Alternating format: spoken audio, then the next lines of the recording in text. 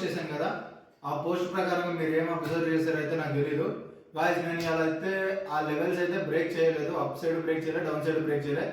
కాకపోతే నేను మధ్యలో ఒక లెవెల్ అయితే గీసుకున్నా ఎగ్జాక్ట్గా 10 ఆ టైంలో. అది కూడా నేను లైవ్లో ఉన్నాను, ఇండస్ ట్రేడర్ లైవ్లో ఉన్నా. లైవ్లో ఉన్న వాళ్ళకైతే నేను షేర్ చేసుకున్నాను ఆ వ్యూని. సో గాయస్, మీకు ఎవరికైనా లైవ్ మార్కెట్లో, రన్నింగ్ మార్కెట్లో వ్యూని చేంజ్ చేసుకుంటూ మనకి ఎంట్రీస్ కావాలనుకుంటే ఇండస్ ట్రేడర్లో లైవ్ ఉంటుంది, డైలీ ఉంటుంది. ఏదైనా మా వర్క్స్, పర్సనల్ వర్క్స్ ఉంటే మాత్రమే నా లైవ్ అనేది స్టాప్ ఉంటుంది. లేదంటే అప్ టు 9, 10 అలా ఎంట్రీ ఇచ్చాను అనుకోండి, ఆల్మోస్ట్ 3:30 వరకు లైవ్లోనే ఉంటాను నేను. ఎవరికైనా ఏమైనా డౌట్స్ ఉన్నా అక్కడ అడగవచ్చు మీరు. అలానే మీ ఏదైనా నాలెడ్జ్ నేర్చుకోవాలనుకున్నా, లైక్ ప్రైస్ యాక్షన్ మీద చేస్తుంటాం, అక్కడ లెవెల్ బేస్డ్ మీద చేస్తుంటాం. ఇలానే బేస్డ్ అపాన్ డిపెండ్ మనం అక్కడ ఉన్న ఏ టైంకి మార్కెట్కి అనుకూలంగా మనమైతే వెళ్తూ ఉంటాం. సో గాయస్, మీకైతే ఇవాళ అయితే ట్రేడ్ దొరికిండదు నా లెవెల్స్ ప్రకారం అయితే. సో నేనైతే ఇక్కడ తీసుకోవడం అయితే జరిగింది. నేను తీసుకున్న లెవెల్స్ కూడా మీకు వీడియోలో అయితే చెప్తాను. చార్ట్స్ని ఎలా తీసుకున్నారు, ఎందుకు నేను మధ్యలో ఎంట్రీ తీసుకోవాల్సి వచ్చింది, ఎందుకు నేను మధ్యలో లైన్స్ డ్రా చేసుకోవాల్సి వచ్చిందో. ఓకే గాయస్, ఇంక మనమైతే చార్ట్స్ని అయితే డీల్ చేసుకుందాం. Okay, let's watch the video. Okay guys, chart మీదకైతే వచ్చాం మనం. చార్ట్ కనిపిస్తుంది కదా మీ అందరికి? ఓకే గాయస్, నేను రెడ్ లైన్ డ్రా చేసినవన్నీ నా రెసిస్టెన్స్ లెవెల్స్. ఓకేనా? గ్రీన్ లైన్లో ఉన్నది సపోర్ట్.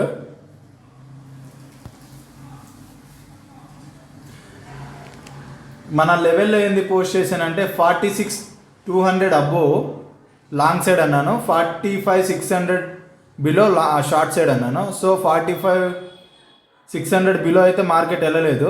45,600 దగ్గర నుంచే రిజెక్షన్ తీసుకుంటూ అప్పర్ సర్క్యూట్కి అయితే వెళ్ళింది. అలా అని మనకు 46,200 అబోవ్ అయితే మనకు లాంగ్ సైడ్ బిల్ చేసుకుందాం పొజిషన్ అన్నా కూడా మనకు వెళ్ళలేదు. సో గాయస్, నా వ్యూ ప్రకారం అయితే ఇవాళ ట్రేడ్ లేదు. సో నేను రన్నింగ్ మార్కెట్లో అయితే లైవ్లో ఉండి అప్డేట్ చేసిన వ్యూ ఏంటంటే 46,000 దగ్గర దాదాపు 10 lakhs, I think 10 lakhs contracts అప్పుడు నేను చూసినాను. 10 lakhs కాంట్రాక్ట్స్ అయితే అక్కడ ఉన్నాయి.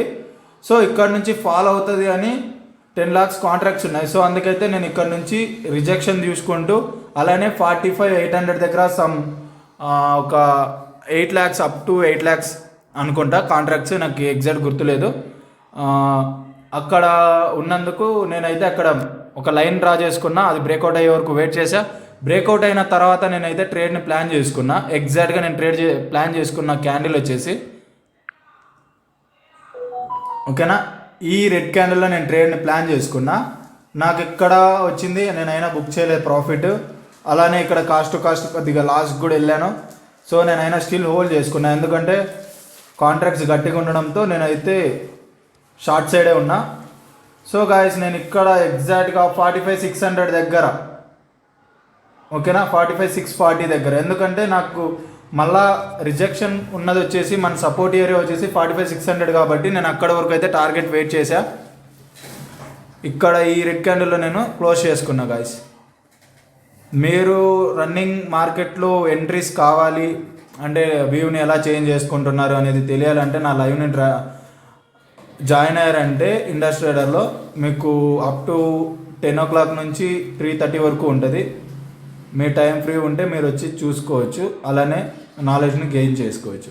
ఓకే గాయస్, మనము నెక్స్ట్ నిఫ్టీ 50లోకి అయితే వెళ్ళిపోదాము. ఓకే గాయస్, నిఫ్టీ మీదకి అయితే వచ్చేసా. కింద నిన్నటి తీయలేదు గాయస్. మన నిఫ్టీలో చూసుకున్నట్టయితే 22,000 అబోవ్ వెళ్తే మనం లాంగ్ సైడ్ ఉంటామని చెప్పాము, అంటే call option side. So guys, మనకు మార్కెట్ ఓపెన్ అవ్వడమే 22,000 అబోవ్ ఓపెన్ అయ్యింది. సో మనం అప్పుడు మన వ్యూ వచ్చేసి అందరికీ డౌట్ ఉండాలి, మనం లాంగ్లోనే ఉండాలి కదా అని. నేను మీకు ఒకటి చెప్పాను, 9:45 తర్వాతనే మనం మొమెంటమ్ ట్రేడ్ని అయితే చేస్తామని చెప్పాము. సో 9:45కి మార్కెట్ ఎక్కడ ఉంది? అగైన్ 22,000 బిలోకి అయితే మార్కెట్ వచ్చింది. 22,000 బిలో వచ్చినప్పుడు మనం ఏం చేసాం? అబోవ్ వెళ్తుందా అని వెయిట్ చేసాం. సో ఇక్కడ ఎక్కడ కానీ బ్రేక్అవుట్ చేయలేదు. సో మనకి ఎంట్రీ దొరకలేదు.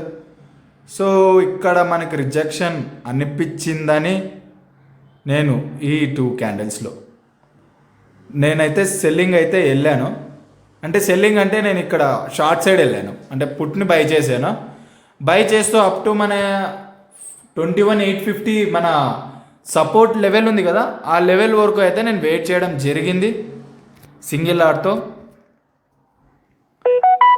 మళ్ళీ ఇక్కడ నేను మనకు ఎందుకంటే సపోర్ట్ ఉంది కదా, సపోర్ట్ని కూడా బ్రేక్ చేస్తే మీరు డౌన్ సైడ్ వెళ్తుంది అనుకున్నా. నేనైతే వెయిట్ చేశాను, కాకపోతే వెళ్ళకపోక ఇక్కడ మీదికి వెళ్తే నేను ఇక్కడ మీదిన బుక్ చేసుకున్నా 21,850 అనుకుంటే 21,880 21,890 ఐ థింక్ అక్కడ నేనైతే బుక్ చేయడం జరిగింది ప్రాఫిట్ని. సో గాయస్ ఇక్కడ మనం అబ్జర్వ్ చేసినట్టయితే ఇక్కడ రిజెక్షన్లో తీసుకున్నాం, మళ్ళీ ఇక్కడ అగైన్ రిజెక్షన్లో సిఎన్ తీసుకున్నా కూడా మార్కెట్ అయితే అప్ సైడ్ అయితే వెళ్ళింది.